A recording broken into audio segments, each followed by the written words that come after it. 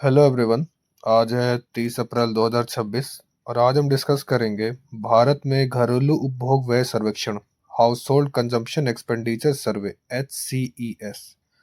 हाल ही में यह काफ़ी चर्चा में रहा है क्योंकि इसका मुख्य कारण लगभग 11 साल के लंबे अंतराल के बाद इसके आंकड़ों का आना और भविष्य में होने वाले बदलाव हैं।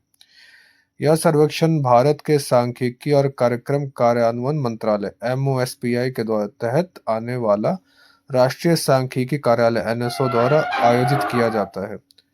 इसका मुख्य उद्देश्य यह जानना है कि भारतीय परिवार अपनी ज़रूरतों, भोजन, कपड़े, बिजली, शिक्षा, स्वास्थ्य आदि पर औसतन कितना खर्च कर रहे हैं। इस डेटा का उपयोग मासिक प्रति व्यक्ति उपभोग व्यय, monthly per capita consumption expenditure निकालने के लिए किया जाता है, जो देश में गरीबी के स्तर और जीवन स्तर को मापने का आधार है। यह अभी चर्चा में इसलिए है क्योंकि काफी लंबे अंतराल के बाद इसने डेटा निकाला है। 2011-12 के बाद 17-18 का सर्वे डेटा सरकार ने गुणवत्ता के मुद्दों का हवाला देते हुए जारी नहीं किया था। इसके बाद 22-23 के आंकड़े जारी किए गए, जिससे एक दशक बाद देश की आर्थिक स्थिति की स्पष्ट तस्वीर सामने आई है। हालिया आंकड़ों के अनुसार भारत में ग्रामीण और शहरी क्षेत्रों के बीच उपभोग का अंतर कम हुआ है। विशेषज्ञों का मानना है कि इन आंकड़ों के आधार पर भारत में गरीबी दर 5% से भी कम हो सकती है। सर्वेक्षण से पता चला है कि अब भारतीय परिवार अपने कुल खर्च का 50% से भी कम हिस्सा भोजन पर खर्च कर रहे हैं। लोग अब अनाज के बजाय फल, अंडे, मछली, मांस जैसी पौष्टिक चीजों और मनोरंजन, इलेक्ट्रॉनिक जैसी गैर खाद्य वस्तुओं पर अधिक खर्च कर रहे हैं।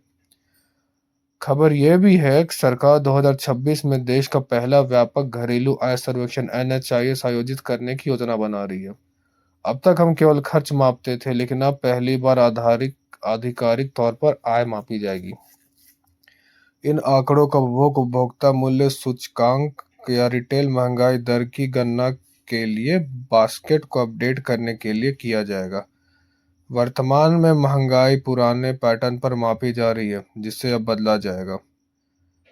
इसके तहत ग्रामीण में औसत मासिक खर्च 3,773 है और शहरी में 6,459। यह सर्वेक्षण भारत को बेहतर नीतियां बनाने, सब्सिडी को सही लक्षित करने और देश की वास्तविक आर्थिक सेहत समझने में मदद करता है।